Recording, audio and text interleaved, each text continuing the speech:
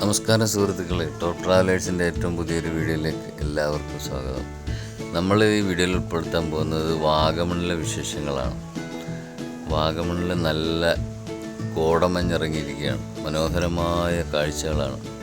വാഗമണ്ണും പരുന്തുംപാറയും തെങ്ങൾപാറയൊക്കെ pine ഫോറസ്റ്റും ഒക്കെ നമ്മൾ ഈ വീഡിയോയിൽ ഉൾപ്പെടുത്തുന്നതായിരിക്കും. എല്ലാ സുഹൃത്തുക്കൾക്കും ഒരിക്കൽ കൂടി സ്വാഗതം പറഞ്ഞുകൊണ്ട് നമുക്ക് വീഡിയോയിലേക്ക് കിടക്കാം.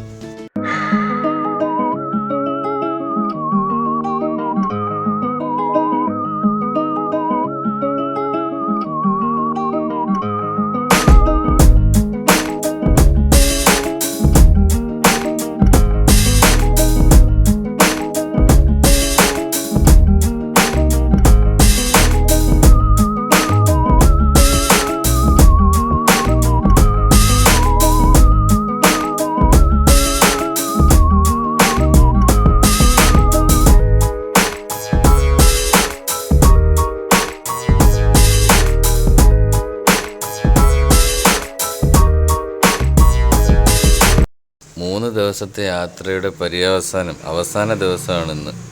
സത്യത്തിൽ 2 ദിവസവും നമ്മൾ തീർത്ഥാടന യാത്രയായിരുന്നു. പളനിയിൽ നിന്നും രാമേശ്വരത്ത് നിന്ന് നമ്മൾ തിരിച്ച് കുമളി വന്ന് സ്റ്റേ ചെയ്തിട്ട് പിന്നെ ഇന്നത്തെ ദിവസം നമ്മൾ ഒരു വിനോദയാത്രയായിട്ട് എല്ലാ കുട്ടികൾക്കും എല്ലാവരും സന്തോഷമായിക്കോട്ടെ എന്ന് കരുതി വാഗമൺ പരുന്തുംപാറ ഭാഗങ്ങളൊക്കെ ഒന്ന് കണ്ട് എൻജോയ് ചെയ്ത് പോകാമെന്നുള്ളൊരു തീരുമാനം എടുത്തിട്ടാണ് നമ്മൾ കുമളി വഴി വാഗമണിലേക്ക് പോകുന്നത്.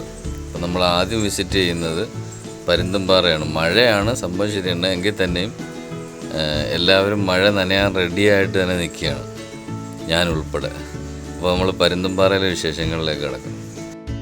പരുന്തുംപാറയിലെത്തിയപ്പോഴത്തേക്ക് നമ്മൾ ഉദ്ദേശിച്ചതിൽ കൂടുതലും മഴയായി, ശക്തമായ മഴയായി, കാറ്റും മഴയും. പിന്നെ അവിടെ കയറി നിൽക്കാനൊരു സ്ഥലമുണ്ടല്ലോ.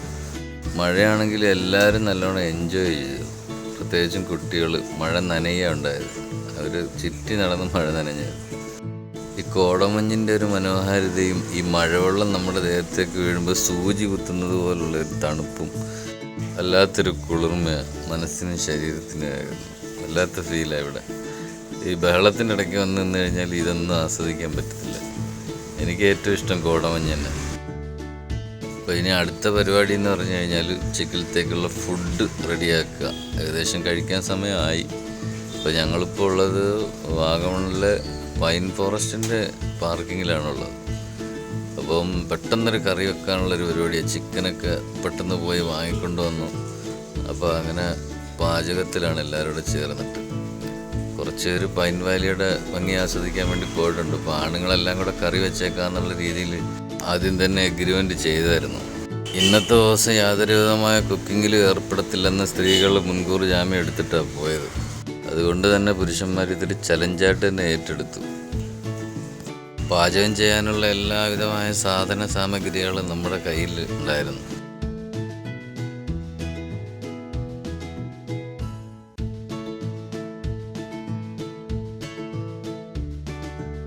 നമുക്ക് പൈൻ വാലിയിലെ കാഴ്ചകളിലേക്ക് കിടക്കാം. മുതിർന്നവർക്ക് 10 രൂപയും കുട്ടികൾക്ക് 5 രൂപയാണ് ഇവിടുത്തെ ടിക്കറ്റ് നിരക്ക്.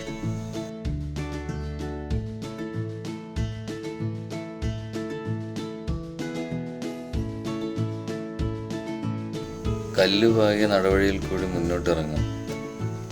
നടവഴിയുടെ ഒരു വശത്ത് കൈവരി ഫിറ്റ് ചെയ്തിട്ടുണ്ട്. അങ്ങോട്ട് ഇറങ്ങിപ്പോകുന്നവർക്ക് സുഖമായിട്ട് ഇറങ്ങിപ്പോകാം. തിരിച്ച് കയറി വരുമ്പോൾ നല്ല രീതിയിൽ കിതപ്പുണ്ടാവാൻ ചാൻസ് ഉണ്ട്.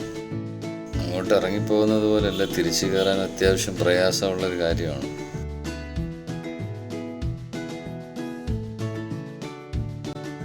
പൈൻ വാലിയിലെ കാഴ്ചകൾ അതിമനോഹരമാണ്. കോടമഞ്ഞുള്ളത് കൊണ്ട് നല്ല ഭംഗിയാണ് കാഴ്ചകൾ. ചെറിയ ചാറ്റൽ മഴയുണ്ട്. അവധി ദിവസങ്ങളല്ലാത്തത് കൊണ്ട് വലിയ തിരക്ക് അനുഭവപ്പെടുന്നില്ല. ശനി ഞായർ ദിവസങ്ങളിലും മറ്റവധി ദിവസങ്ങളിലൊക്കെ നല്ല തിരക്കാണ്. പൈൻ വാലിയിലെ കാഴ്ചകളൊക്കെ കണ്ടതിന് ശേഷം നമ്മൾ തങ്ങൾപാറയിൽ എത്തിയിരിക്കുകയാണ്. തങ്ങൾപാറയിലും ഒരു രക്ഷയില്ല, നല്ല സൂപ്പർ ക്ലൈമറ്റാണ്. ദൂരത്തോട്ടുള്ള വിഷ്വൽസ് ഒന്നും കിട്ടത്തില്ലെന്നുള്ളൊരു ദുഃഖം ഉണ്ടെങ്കിൽ തന്നെയും ക്ലൈമറ്റ് ആസ്വദിക്കുന്നതിൻ്റെ ഒരു എക്സ്പീരിയൻസ് അത് പറഞ്ഞറിയിക്കാൻ കഴിയാത്ത. തങ്ങൾപാറയിൽ കയറുന്നതിന് പ്രത്യേകം ടിക്കറ്റ് സംവിധാനങ്ങളൊന്നുമില്ല. ഇവിടെ വരുന്ന വണ്ടിക്കാരുടെ കയ്യിൽ നിന്ന് പാർക്കിംഗ് ഫീസ് ഇനത്തിൽ ചെറിയ തുക അവർ വാങ്ങുന്നുണ്ടെന്ന് മാത്രം. താഴെ നിന്ന് നോക്കുമ്പോൾ വളരെയധികം ബുദ്ധിമുട്ട് അനുഭവപ്പെടും. എങ്കിലും മുകളിലേക്ക് കയറുന്നതിന് അത്രയധികം പ്രയാസമൊന്നും അനുഭവപ്പെടാറില്ല.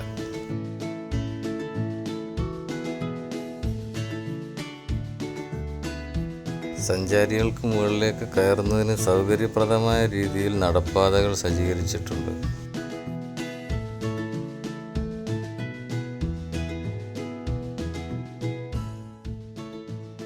നമ്മളിപ്പോൾ തങ്ങളുപാറയുടെ ഏറ്റവും മുകളിൽ എത്തിയിരിക്കുകയാണ്.